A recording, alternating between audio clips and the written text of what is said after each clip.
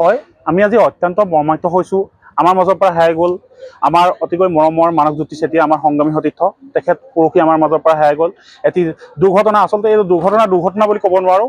আমি জানিব পাৰিছোঁ যে এই দুৰ্ঘটনাত বহু বিহুবৰ অঞ্চলৰ কেইবাজনো ব্যক্তিৰ হাত আছে।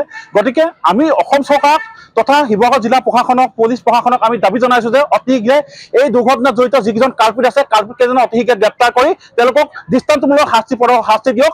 আৰু নহ'লে কিন্তু অতি শীঘ্ৰে যে 48 ঘণ্টাৰ ভিতৰত, আমি যোৱাকালি যিহেতু আমাৰ নেতা শৃংখল শইকীয়া ডাঙৰীয়াই 48 ঘণ্টাৰ ভিতৰত তেখেতলোকৰ দোষীক কৰায়ত্ব কৰি শাস্তি প্ৰদানৰ দাবী জনাইছে। কিন্তু 48 ঘণ্টাৰ ভিতৰত যদি তেওঁলোকে দোষীক সাব্যস্ত কৰায়ত্ব কৰি শাস্তি প্ৰদান নকৰে, তেন্তে কিন্তু আমি বীৰ ৰাষ্ট্ৰীয় সেনা বহি নাথাকোঁ। আমি যিকোনো ধৰণৰ পৰ্যায়লৈ যাবলৈ আমি বাধ্য হ'ম। আমি প্ৰশাসনক এই কথা সকীয়াই দিছোঁ আজি আমগুৰি নগৰ চাৰিআলিৰ পৰা এই শ্ৰদ্ধাঞ্জলি অনুষ্ঠানৰ পৰাই।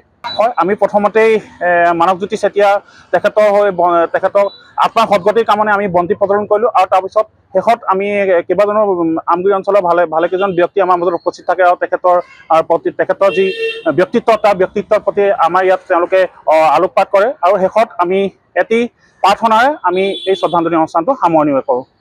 যিকোনো খবৰৰ বাবে যোগাযোগ কৰক 9181 307 221 আমাৰ এই নম্বৰত।